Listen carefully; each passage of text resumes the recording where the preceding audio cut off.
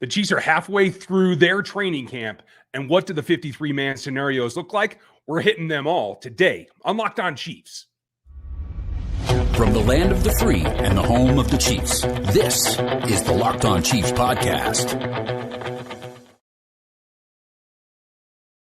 Welcome back, friends and neighbors. It is a Monday episode of Locked On Chiefs here on the Locked On Podcast Network. That means your team every day. Thanks for making us your first listen. Check out another Locked On show for your next listen, whether it's the NFL show, anything that you want under the sun in terms of NFL teams. You can start scouting out the competition right now. We're brought to you by Bird Dogs. Go to birddogs.com/LockedOnNFL and enter the promo code LockedOnNFL to get a free white tech hat. And with any single order, you don't want to take your Bird Dogs off. We promise you. Lot to cover today. As the Chiefs had Sunday off, we are getting into the halfway point. Hey, that's a milestone, but we have to start looking at a lot of question marks in how they build out the 53 with the first preseason game just a week away, a little bit less at this point. So what can change? We're going to go through all the major scenarios, then get into the really problematic balancing acts that Brett Veach, Andy Reid, and everyone else involved in making the decision is going to set this 53 for a potential run back at the Super Bowl. And then we're going to get to your special teams factors because those are always the biggest question marks. We're going to get into it today. Make sure you like, sub, and hit the bell over on YouTube. Get on Spotify and Apple because that's the easiest way to get us. And if you want to get in the text line and get a different way to hear from us, especially about breaking news or any kind of analysis, hit us at the text line at 816-357-8781, and you can get cutting with that. There's a lot to see here, and I'm of the opinion that this is right where rosters are starting to get filled out. Depth charts are starting to get filled out at the halfway point. I always emphasize after the first preseason game, but this camp's a little bit different because there's so much run-up because they were able to start early on their general, not just quarterbacks and rookies, but their general training camp. So being at the halfway point gives you a better idea of where you're going and what you're going to have to work through. So I have something special for you today. We're going to run through some scenarios. Chris can argue these with me next week when he gets back and we have the back and forth. We will have the 53-man projections for you when we get closer to the end of training camp. As they leave St. Joe, we will probably do one right about then, even though camp will technically be over, the preseason will not. So there'll be more fallout there. Chris will be back later in the week, and hey, we have a lot coming for you. We are here every day, and you everydayers know that. We appreciate you locos. So let me give you something special here. And I'm going to move myself over a little bit, and we're going to take a look at a tool that I've built just to run down the scenarios. And that is, what does this look like? It's a balancing act. We're going to talk about that later. So we have to decide what's typical for Andy Reid. Generally, in years past, it's been a little bit slanted towards the offensive side of the ball. Usually 26-24 is what we've seen. Now, I think this year may call for a little bit of balance given the depth and some of the missing pieces right now. We're going to get into that here shortly, but we're going to take a quick run. So targeting it 53-man roster, we start with the specialists. We'll have a discussion about that in the third segment later because I do think there's some future changes coming to the NFL, and we're going to start to see those, particularly in offenses like the Kansas City Chiefs that are so high-powered. There could be a turning of the tide on the horizon. I don't think it's here yet. We'll talk about that later. But for now, we'll put in 3 specialists. Pretty much standard across the league. And so right now, we don't have the right number. You can see this. This is going to calculate for us as we go through here at the bottom. Red means bad. When we hit green, we know we've hit it home. So that's where we're at. There's a number of things that are going to be factors. We're going to start with Chris's scenario because he likes to keep 3 quarterbacks. The Chiefs have done that quite a bit in the past as well. Clearly, Blaine Gabbert is the backup to Patrick Mahomes, but Shane Bichel's been putting in good work. And Chris Ludicon, I think, actually has made some progress. I think he and Bichel are both candidates for the practice squad in my world. Chris thinks take 3. So we're going to start with that scenario. Now, I don't think as we go through that there's any way, shape, or form that there aren't 4 running backs that are worthy of this roster. That includes Eric Prince. You heard in my bonus episode yesterday about him getting Dave Tobe's acknowledgement about what he's going to do on special teams. Again, we'll talk about Deneric later. But I think that puts squarely, because of attrition and everything else, 4 is an option here. And so I think Chris is leaning that way too. We're going to put that up in here for right now. So we're up to 7 on the offensive side. And this is where it starts to get tricky. Now, in years past, the Chiefs have kept 6 pretty consistently. Last year, they only kept 5 on the 53-man roster. So let's take a look at what that looks like. If they were to cut all the way down to 5, what does that leave us? We're trying to get to 26 on this side of the ball in this particular scenario. So we've got 14 spots left. I think that's ample room right now. If you were to go, like we all feel, that 4 tight ends has to be an option here, that gets us to 16, leaving us 10 slots for the offensive line. I think that's a bit much right now, given the actual traffic jam at wide receiver. So let's go back and bump that back up to 6 wide receivers. Pretty standard for the Kansas City Chiefs and what Andy Reid likes to carry. That means that we have to get to 9 offensive linemen to make the 26 that we're looking for, which is pretty typical of what they do. Now, that's a good start. What can we do to move that balance around? We'll come to that here in the next segment. On the defensive side, I think you have to look, especially with Chris Jones out, you're going to have a pretty healthy rotation. But there's not that much depth at the tackle spot, given how many guys you can bring inside from the defensive end spot.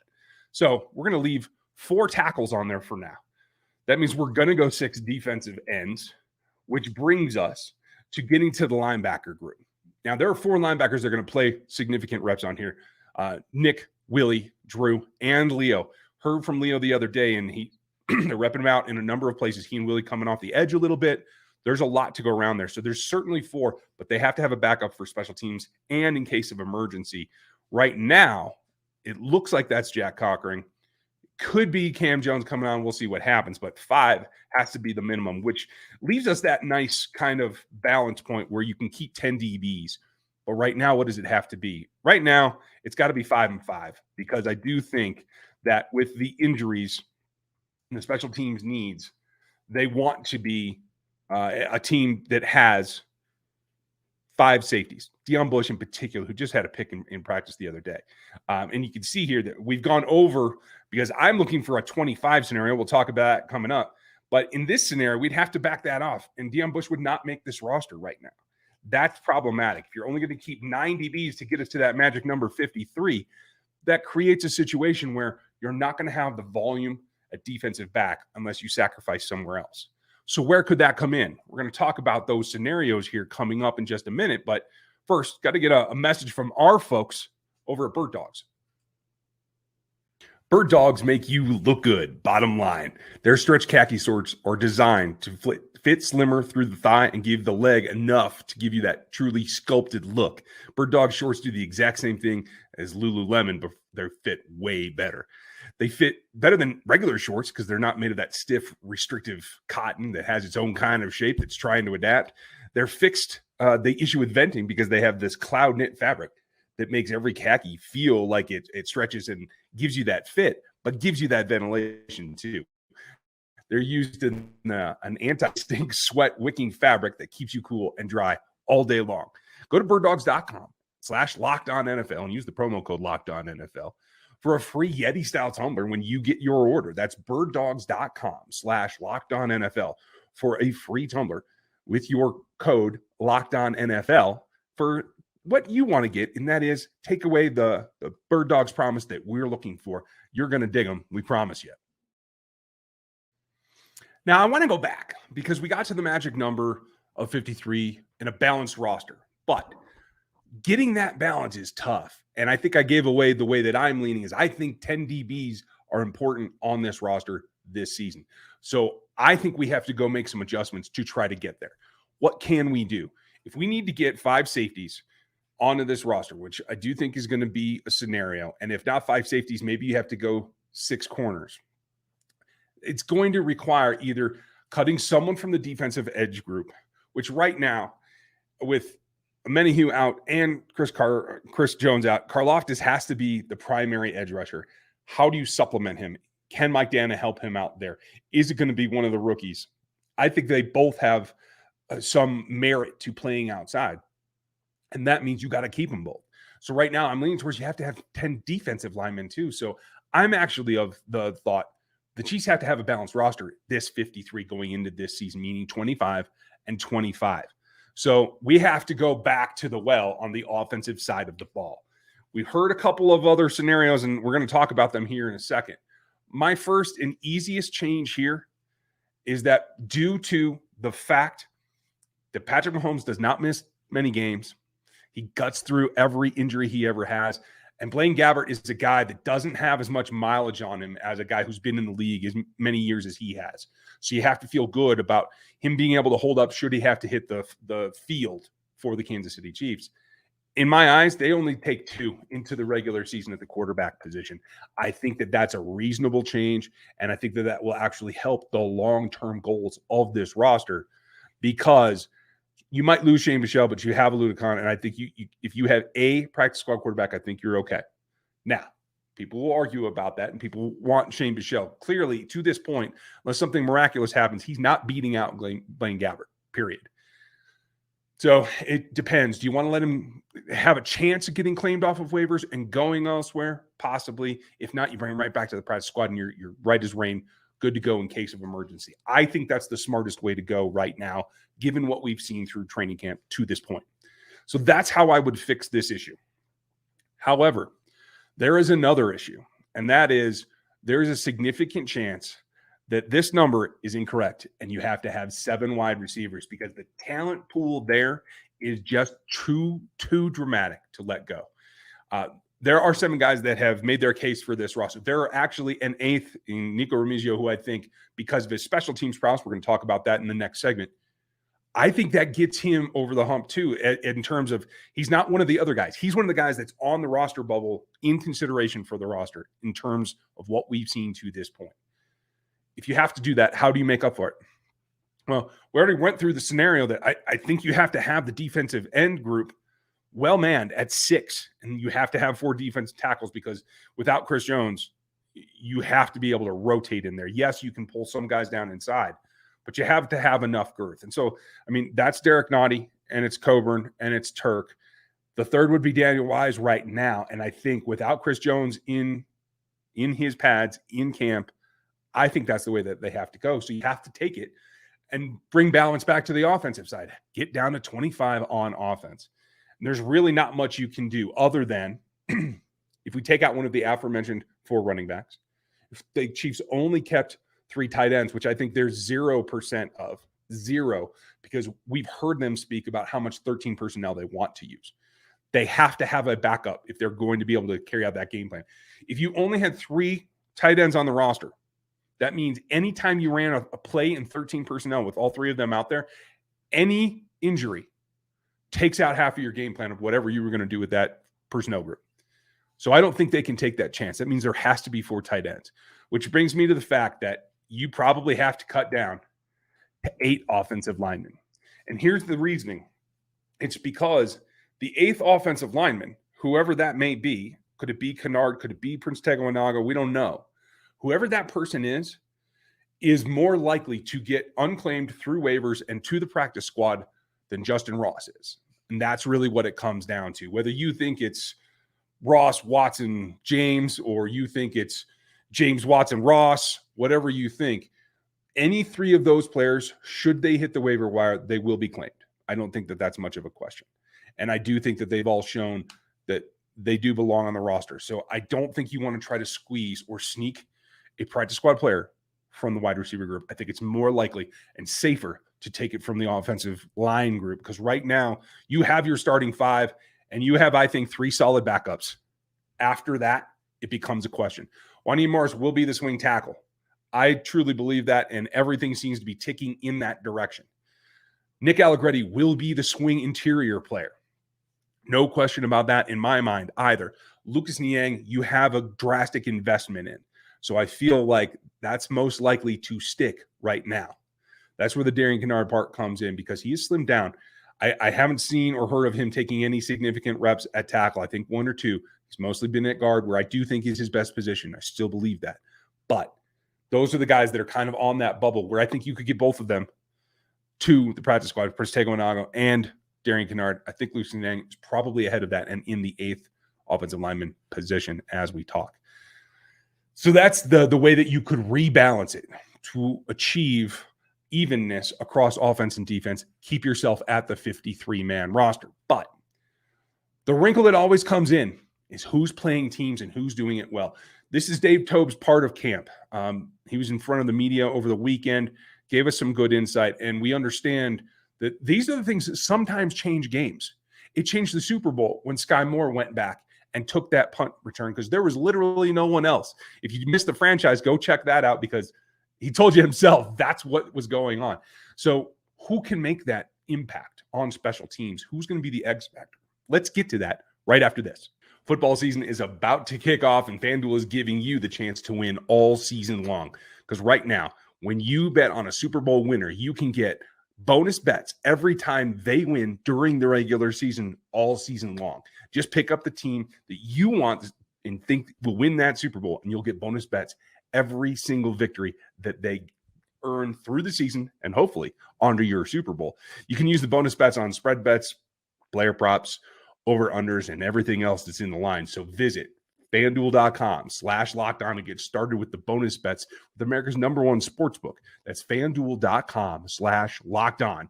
You can get with them because they're official sportsbook partner of the NFL. Now, if you guys want to get a look at this roster tool, let me know and I can try to make it available to the public. It's just something that I use in the background. But it does come in very, very handy, especially when you have to go through some of these scenarios like we're about to discuss here. And that is the special team standouts. Now, the big thing from the weekend that Dave Tobe had to say was that Deneric Prince is going to get some return duties in the first preseason game and that they feel like he can do that. He's obviously had a great camp coming in as a rookie that can catch the ball. He's got to work on pass pro, but that's okay. Same situation that Isaiah Pacheco was in last year. To have that 1-2 punch of a rookie and a second-year player that are very similar and in the same kind of upward trajectory, I think that's a big positive. But getting additional input from him on special teams could turn the tide and really lock him up. I do think he's on this roster, but as we saw in the last segment, the balancing act, sometimes you have to cut here and there when you really don't want to. This is the X factor that says I have to be on the roster that makes it. And I think what Dave said to this point is that, and to quote him here, quote, everything I've seen in practice, I think I'm going to see in the game, but you still got to go see it, unquote. And I think that's really what it comes down to. Practice is practice. Competition is competition. And to give the coaching staff the feeling that you can accomplish that is great. You can practice it over and over, but going against your teammates is different than going against the opposition. And for the coaching staff, they need to see it in real time against real competition. And so that's what I expect, is that they're going to give him plenty of opportunities to take that back. You're going to see some coverage from some rookies as well. Nick Jones will be on coverage units. Shamari Connor will be on coverage units. You're going to see a ton of that. The real question for me, I know a lot of you guys are K-Staters out there, and you have feedback on Felix. And Felix isn't going anywhere. He's starting to actually round into shape and get his feet underneath him. I do think the second half of camp is going to be eye-opening for him. He is going to make that progress. But Adiko Boyedo that I think is really interesting because he's in the mix for a special team slot as well. Dave also said that with Najee Johnson going down, it opened things up. And Boyedo is one of the guys that's going to get a look. Obviously, the Fab Five are all going to be in consideration with Justin Watson and Joshua Williams. They will play a role in there. He also said that Justin Watson, as well as Justin Ross, are in play to have roles on the special teams as well. All those guys, I think it's critical that they do that. Right now, playing gunner could be Boyedo, could be Ross, could be a number of guys in that group, and that will be the separation factor. So who gets those opportunities? I think what we really want to see is, can Ross compete in the actual preseason games? That will be a step forward that we've never seen. Just getting to practice this far into camp is new for him, given his injury history. So they have to see it. They have to see him survive collisions, make plays on the special teams unit. I think that will seal Justin Ross onto this roster. Same thing. If Boyedo could make that kind of press, he would be coming up behind Nick Jones, who I think is the fifth corner right now, given the injury situation.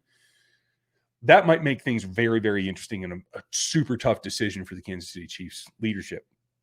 But the guy that we haven't talked about and that he hasn't even really mentioned, because I think in the coaching staff's mind, this is a foregone conclusion, Richie James is going to return something. He's going to be involved. He has taken a lot of snaps in the special teams, and he's getting a ton on offense as well.